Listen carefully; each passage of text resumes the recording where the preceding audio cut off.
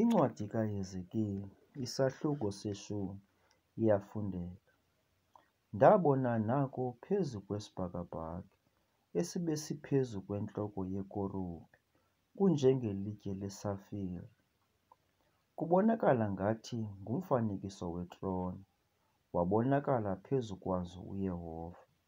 Wathetha kwindoda eyambethe ilineni emhlophe, wathi, "Yiya phakathi kweevili ezijikelezayo ngaphantsi kwekerubi, uzalise izandla zakho ngamalahle omlilo, uwathabathe phakathi kwekerubi, uwasasaze phezu kwawo umzi." Yangena, ndayibona. Ke iikerubi bezimi ngasekunene kwendlu. Ekungeneni kwendoda leyo, ilifu layizalisa intendelezo ephakathi.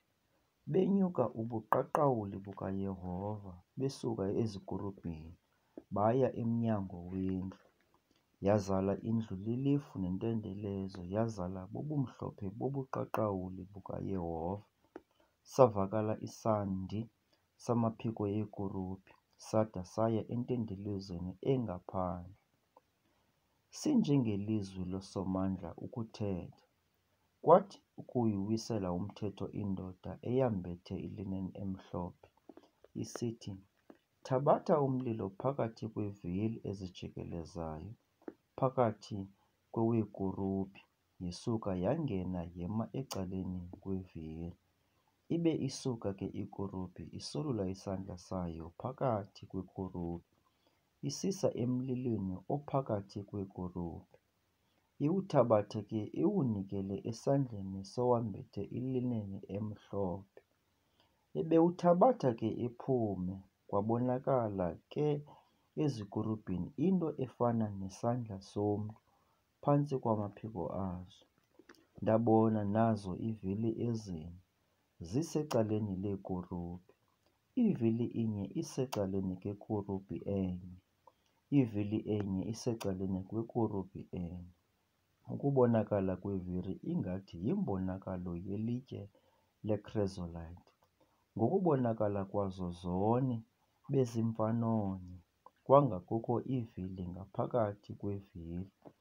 Ekuhambeni kwazo zahamba zaya kumacala azo omane, azajikeleza ekuhambeni kwazo, ngokuba apho sukuba leyo iphambili ibibheka khona zibe ziyilandele, zingajikelezi ekuhambeni kwazo. Ke umzimba wazo wonke, nomhlana wazo, nezandla zazo, namaphiko azo, neevili, zibe zizele ngamehlo, ngenxa zonke, zone bezineevili zazo. Iivili ezo zabizwa ezindlebeni zam, kwathiwa, "Ziivili ezijikelezayo." Inye ibe ibinobuso obune. Ubuso bokuqala ibubuso bekerubi, ubuso besibini ibibubuso bomntu, obesithathu ibibubuso bengonyama, obesine ibibubuso bekhosi. Zenyuka iikerubi yilaa nto iphilileyo ndayibonayo emlanjeni oyiKhebhari. Ekuhambeni kwekerubi zahamba iivili ecaleni lazo, nasekuphakamiseni kwazo amaphiko azo ukuba zisuke emhlabeni.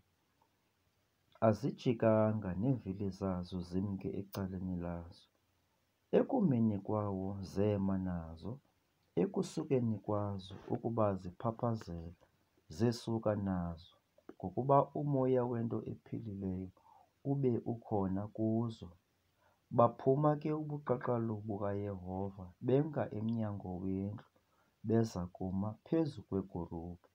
Iikerubi azawaphakamisa amaphiko azo, zesuka emhlabeni emehlweni am.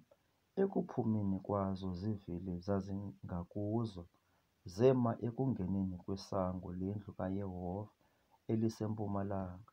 Ubuqaqawuli bukaThixo kaSirayeli buphezu kwazo ngaphezulu. Yilaa nto iphilileyo ndayibonayo phantsi koThixo kaSirayeli emlanjeni oyiKhebhari. Ndazi ke ukuba ziikerubi.